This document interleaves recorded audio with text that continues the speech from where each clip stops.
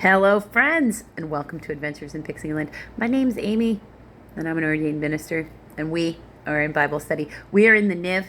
We are in the book of 1 Samuel, and we are in chapter 5. We've just had the death of two of Eli's sons, Eli himself, and then the birth of a brand new son of Eli called Ichabod. Because, Jewish, well, they're not Jewish people at this point. The Israeli people can't really be without somebody to sacrifice. They can't really be without Levites. Or descendants of Aaron. Most definitely. Okay. The Ark of Ashdod and Ekron. After the Philistines had captured the Ark of God, they took it from Ebenezer to Ashdod.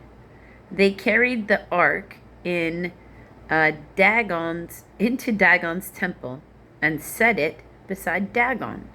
When the people of Ashdod rose early the next day, there was Dagon, fallen on his face on the ground before the ark.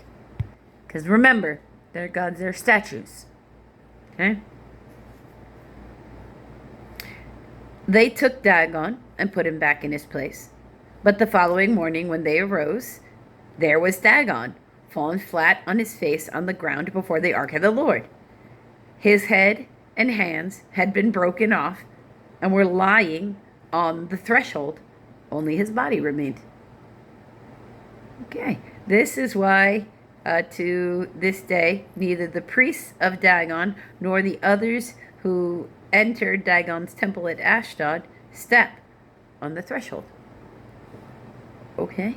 The Lord's hand was heavy upon the people of Ashdod and its vicinity. He brought devastation upon them and afflicted them with tumors.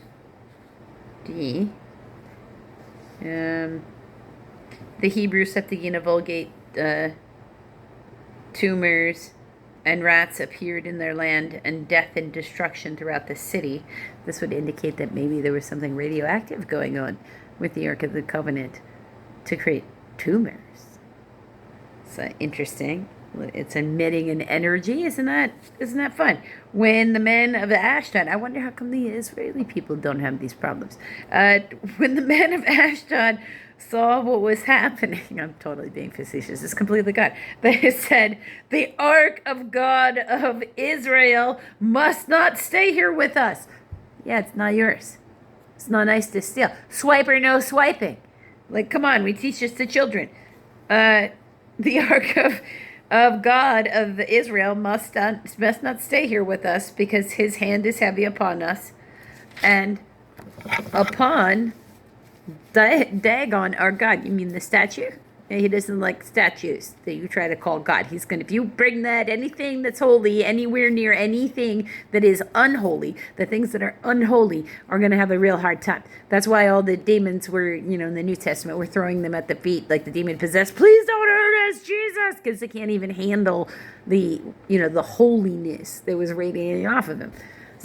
So their statue isn't faring well. So they called together all the rulers of the Philistines and asked them, what shall we do with the ark of the God of Israel? They answered, have the ark of the God of Israel moved to Gath. So they moved the ark of the God of Israel. But after they moved it, the Lord's hand was against that city, throwing it into great panic. He afflicted the people of the city, both young and old, with an outbreak of tumors. Or with tumors, specifically on the groin, according to the Septuagint. So that's, again, delightful. So they sent the Ark of God to Ekron. I'd be getting rid of it too if I were any of these leaders. As the Ark of God was entering Ekron, the people of Ekron cried out, they have brought the Ark of the God of Israel around us to kill us and our people. So they called together all the rulers of the Philistines and said, send the Ark of the God of Israel away. Let it go back to its own place, or it be, or he, God, that's what they're talking about, will kill us and our people. For death had filled the city with panic. God's hand was heavy upon it. Those who did not die were afflicted with tumors, and the outcry of the city went up to heaven. God said, swipe or no swiping, put it back where it was. I didn't say you could take wasn't yours. I think they were under the mistaken impression that the Ark of the Covenant actually belonged to the Israeli people instead of belonging to God himself.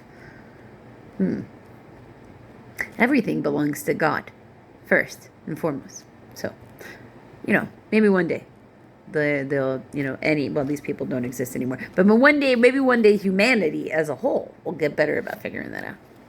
Until the next video, friends.